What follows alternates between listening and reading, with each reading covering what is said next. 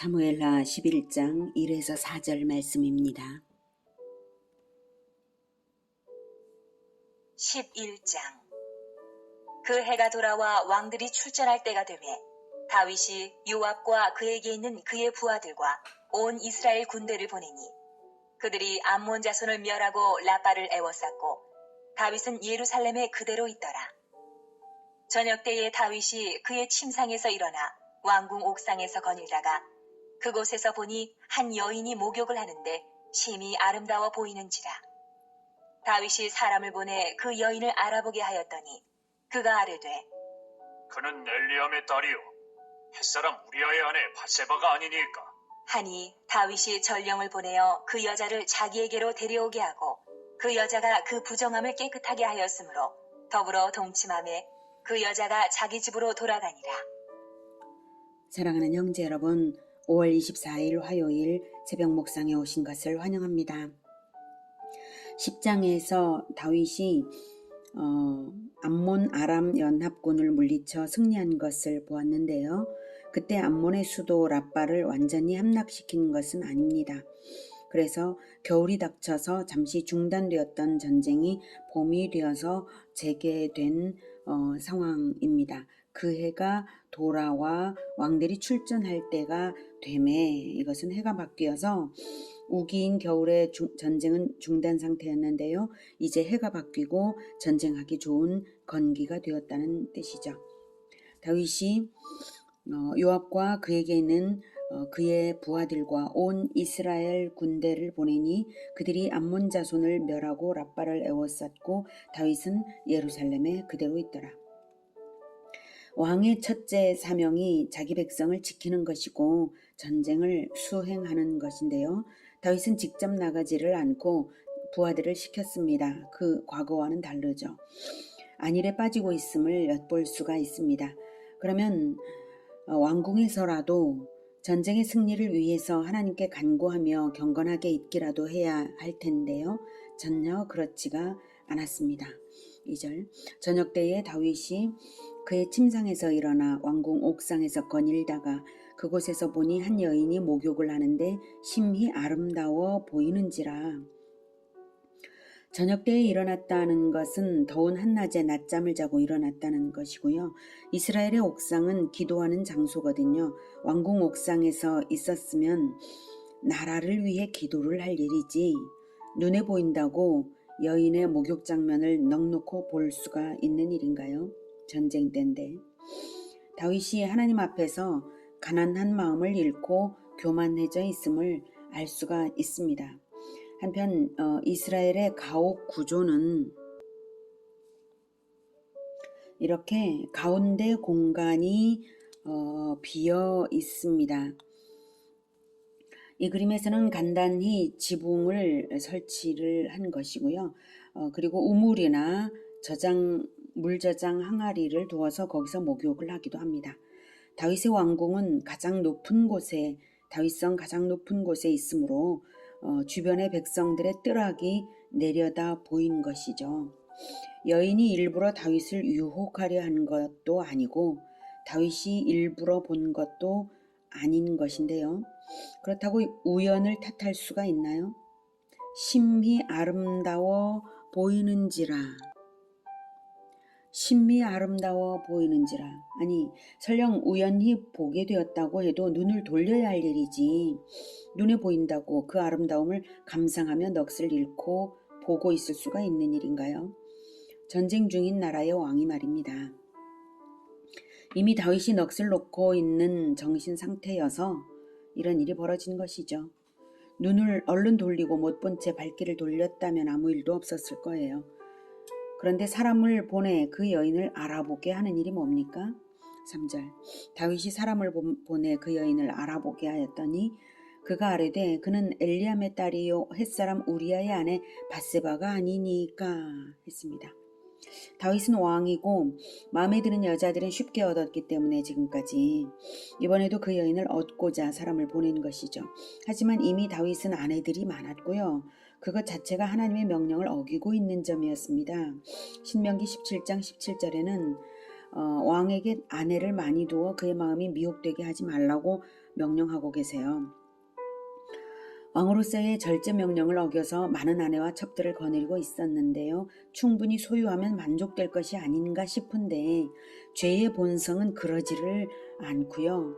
탐심이 절제되지 않으면 많이 가져본 사람일수록 더 좋아 보이는 것을 탐하게 되는 것입니다. 더 좋은 것을. 네.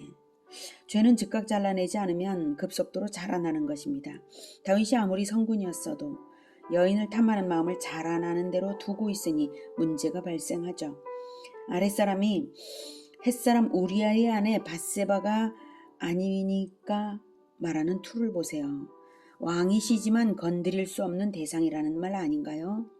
이미 타인의 아내일 뿐만 아니라 충신의 아내이니 단념하라는 말입니다.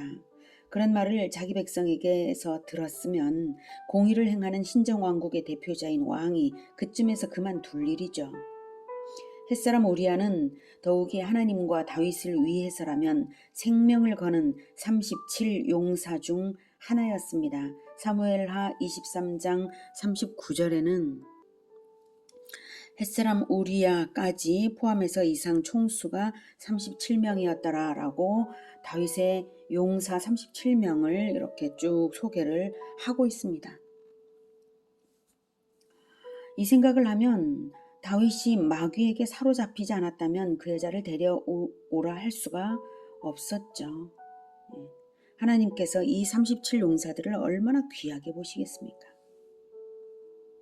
그런데 4절 다윗이 전령을 보내어 그 여자를 자기에게로 데려오게 하고 전령을 보내어 이미 다 알 거 알고 햇사람 우리아의 아내라는 것까지도 알고 전령을 보내어서 데려오게 했어요. 얼마나 부끄러운 짓인가요? 다윗은 이스라엘 사람이요 하나님의 백성 전통이 너무나 좋은 유다 지파 사람 왕입니다. 근데 우리아는 햇사람이었던 자인데 하나님께 충성하고 다윗에게 충성하는 그러한 사람이었습니다. 햇사람, 원래 가나안 출신이었던 그 햇사람 우리아에게 얼마나 부끄러운 짓이에요. 그 여자가 그 부정함을 깨끗하게 하였으므로 더불어 동침함에 그 여자가 자기 집으로 돌아가니라. 히브리어 원문상으로는 밧세바가 부정함을 씻은 것이 선행된 원인이 아니라 다윗에게 정조를 더럽혔기 때문에 이후 자신의 부정함을 씻었다는 결과적인 표현으로 해석이 가능한 부분입니다. 이렇게 해석할 때 본절은 밧세바의 참회와 정결례로서 자기를 냈다는 그러한 의미로 볼 수 있습니다. 밧세바로서는 왕궁에서 소리를 지를 수도 없었을 것입니다. 설령 소리를 지른다 한들 왕궁에서 왕이 하는 행위에 제재를 가할 사람이 누가 있단 말인가요? 들판에서 강간당하는 것이나 마찬가지인 일을 밧세바는 당한 것입니다. 현대 한국 법률 용어로 말한다면 업무상 위력에 의한 성폭력과 유사한 것이라고 말할 수 있겠죠. 다윗의 범죄는 일개인 차원의 범죄가 아닙니다. 신정왕국의 대표자인 왕으로서 공의의 의무를 저버린 것이고 하나님께 대한 크나큰 모욕이 된 것입니다. 심판을 피할 수가 없죠. 만약 하나님께서 다윗 언약으로서 영원한 왕가를 세워주시겠다고 하시기 전이었다면 다윗은 폐위되고 죽어 마땅합니다.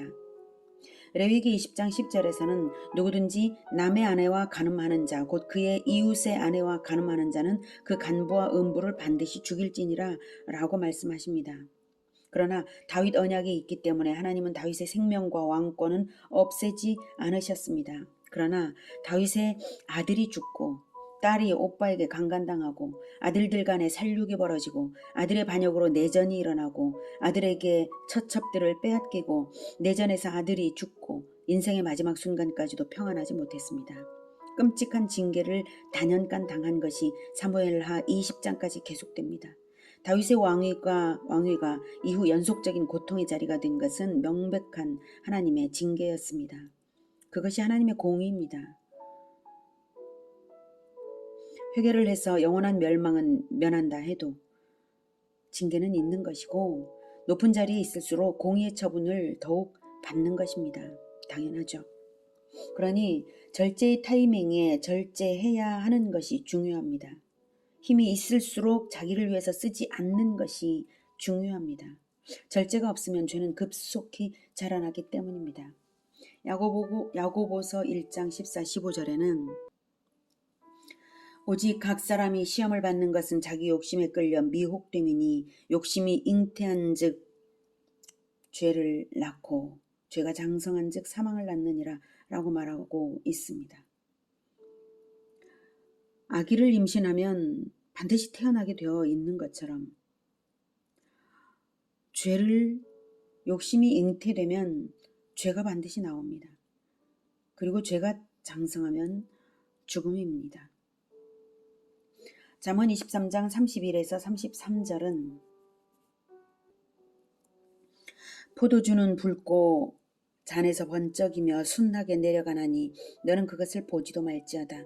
그것이 마침내 뱀같이 물 것이요 독사같이 쏠 것이며 또 내 눈에는 괴이한 것이 보일 것이요 내 마음은 구부러진 말을 할 것이라고 말하고 있습니다. 포도주만이겠습니까? 정욕이 끌리는 대로 절제력을 잃어서 탐심을 만족시키려 하다가는 죄는 더 큰 죄를 반드시 낳게 되어 있습니다. 그리고 하나님의 눈은 레이저 광선 같은 눈이시므로 못 보는 것이 없으시고 안 보는 것이 없으십니다. 우리의 모든 행위뿐만 아니라 마음까지도 하나님의 광선 같은 눈 앞에 있다는 것을 잊지 마시기 바랍니다. 예레미야 16장 16, 17절은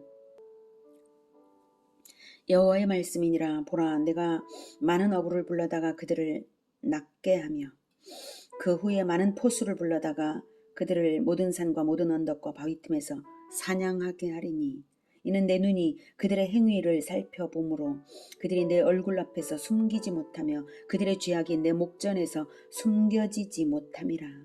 이렇게 말씀하셨습니다. 하나님은 전부 다 보십니다. 그리고 반드시 심판하십니다. 하나님은 진리의 하나님이시기 때문에 공의의 심판을 결코 포기할 수 없습니다. 잠시 유보하실 수는 있어도 결코 그것을 포기하시지 않습니다. 우리가 죄를 피하기 위해서는 먼저는 하나님의 광선 같은 시선을 늘 의식하면서 근신하는 것, 가난한 마음으로 주님과 늘 연합하는 것이 필요합니다. 고린도전서 10장 12절에서는 그런즉 선줄로 생각하는 자는 넘어질까 조심하라 라고 말했습니다. 베드로전서 5장 8에서 9절은 근신하라 깨어라 너희 대적 마귀가 우는 사자같이 도로다니며 삼킬 자를 찾나니 너희는 믿음을 굳건하게 하여 그를 대적하라 라고 말하고 있습니다. 그럼에도 불구하고 마귀가 불속 정욕과 탐욕을 일으키는 것을 보게 하여 마음이 흔들렸다면 그 즉시 마귀를 대적하여서 쫓아내고 기도하십시오. 나에게 더러운 정욕을 일으키는 마귀는 예수 이름으로 떠나라. 이렇게 명령해주면 마귀는 즉시로 떠납니다. 야고보서 4장 7절에서 그런즉 너희는 하나님께 복종할지어다 마귀를 대적하라 그리하면 너희를 피하리라 라고 말씀을 하고 있고 또한 예수 이름 앞에서 마귀가 맥을 못 추기 때문에 마귀는 즉시 떠납니다. 마음의 죄가 침투했을 바로 그때가 마귀를 대적하여 이기는 가장 좋은 타이밍입니다. 나에게 더러운 정욕을 일으키는 마귀는 예수 이름으로 떠나라. 그리고 나서 곧바로 하나님께 기도하십시오. 하나님, 방금 마귀가 저를 속이려고 악한 마음을 집어넣었으니 하나님, 그러나 저는 마귀를 대적하였습니다.